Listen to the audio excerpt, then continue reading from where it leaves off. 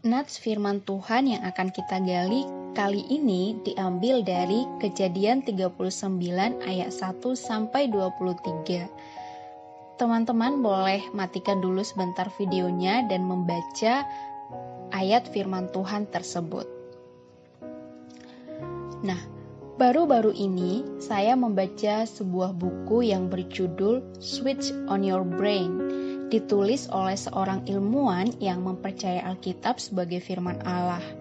Ia melakukan penelitian bertahun-tahun untuk secara khusus meneliti tentang pikiran manusia, baik secara ilmiah juga dibarengi fakta dari kebenaran firman. Ia mengatakan bahwa manusia diberi Tuhan kehendak bebas untuk memilih. Kita bisa mengendalikan apa dan bagaimana kita berpikir, dan pikiran itu akan mempengaruhi kinerja otak dan perilaku hidup yang kita jalani. Sementara mungkin kita sering berkata bahwa aku tidak mampu meninggalkan atau menolak dosa tertentu.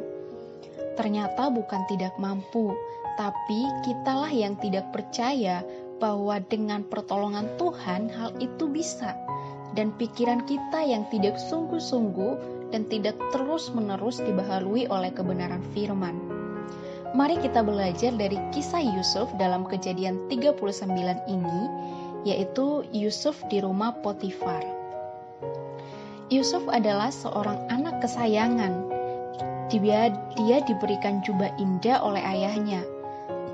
Namun dalam kisah ini dia diperjualbelikan sebagai budak di negeri asing. Apa yang dialami dan dihadapi Yusuf ini tentu bukan hal yang nyaman dan gampang, melainkan ini situasi yang berat dan sulit sekali. Yusuf dibeli oleh Potifar, seorang pengawal raja di kerajaan Firaun. Ia bekerja sebagai budak bersama dengan budak-budak Potifar yang lain. Namun oleh karena Yusuf disertai Tuhan, ia pun dapat menunjukkan kualitas yang bagus dan hasil kerjanya diberkati oleh Tuhan.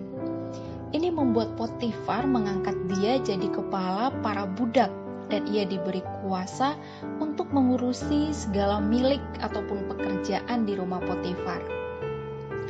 Yusuf pun tetap setia mengerjakan bagiannya dan menjaga hidup yang berkenan bagi Allah. Diperkirakan sekitar 10 tahun Yusuf menjadi budak Potifar di Mesir hingga peristiwa dia difitnah oleh istri Potifar. Dikatakan di ayat 7 bahwa selang beberapa waktu istri Potifar tertarik kepada Yusuf dan membujuk untuk tidur dengannya. Ini terjadi beberapa hari, namun Yusuf terus menolak hingga akhirnya istri Potifar memaksa.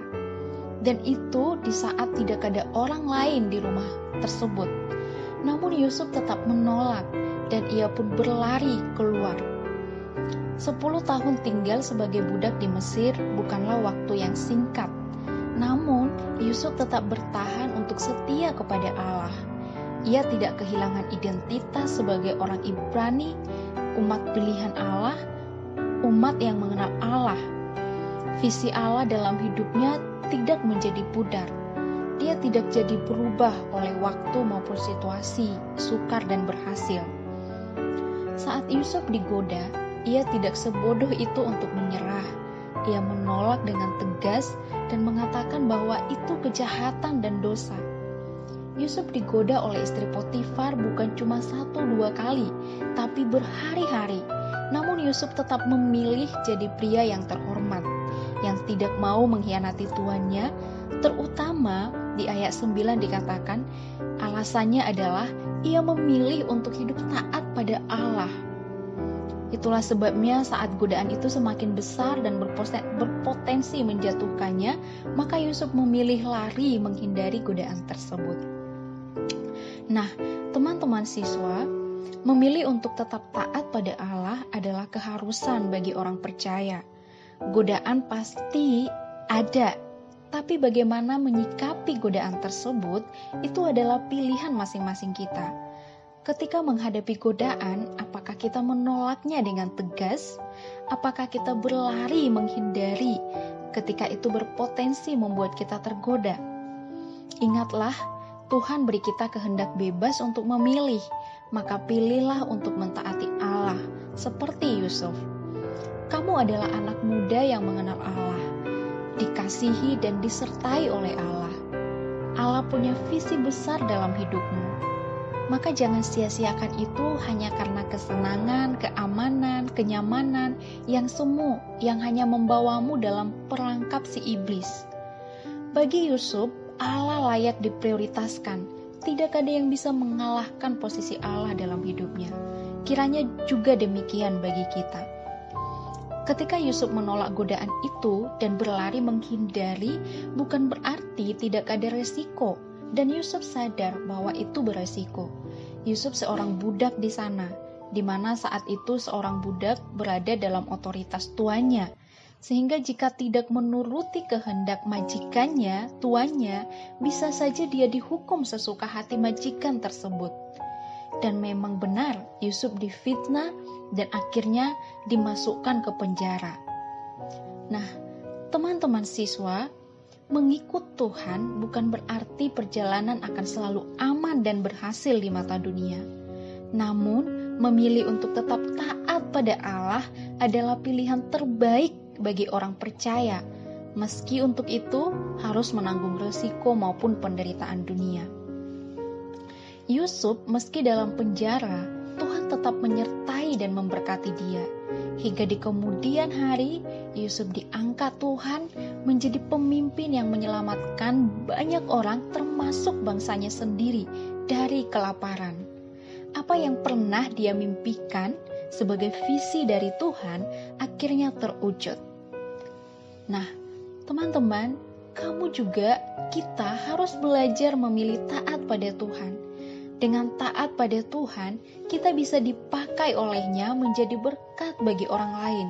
Kita bisa dipakai untuk membangun kerajaannya. Yusuf di sini juga menjadi gambaran akan Kristus Yesus yang tidak jatuh dalam pencobaan iblis saat ia dicobai di padang gurun. Yesus bahkan hidup sebagai manusia yang tanpa dosa. Satu-satunya manusia yang tidak berdosa adalah Yesus. Sehingga ia menjadi korban yang layak dan sempurna untuk menebus dosa manusia. Ia telah dicobai, tapi ia menang atas pencobaan. Bahkan ia disalibkan, namun ia bangkit dari kematian, membuktikan bahwa di dalam Yesus ada kemenangan sejati.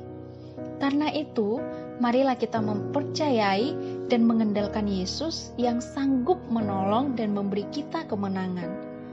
Inkarnasi Allah jadi manusia dalam wujud Yesus adalah sebuah fakta dan kebenaran yang menakjubkan. Allah mengasihi manusia dan rela merendahkan diri demi menyelamatkan manusia. Dan sekarang ingatlah, sebagai orang yang percaya pada Yesus Kristus, statusmu adalah anak-anak Allah yang telah diampuni, yang telah diselamatkan, yang dikasihi oleh Allah.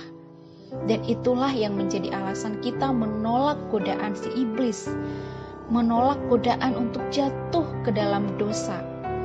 Dan kuasa Yesus inilah yang menjadi andalan kita untuk mengalahkan tiap godaan tersebut. Apakah ada godaan yang sering kamu alami dalam hidup, dan atau akhir-akhir ini mungkin kamu menghadapi godaan, entah kamu menang ataupun gagal dalam menghadapinya?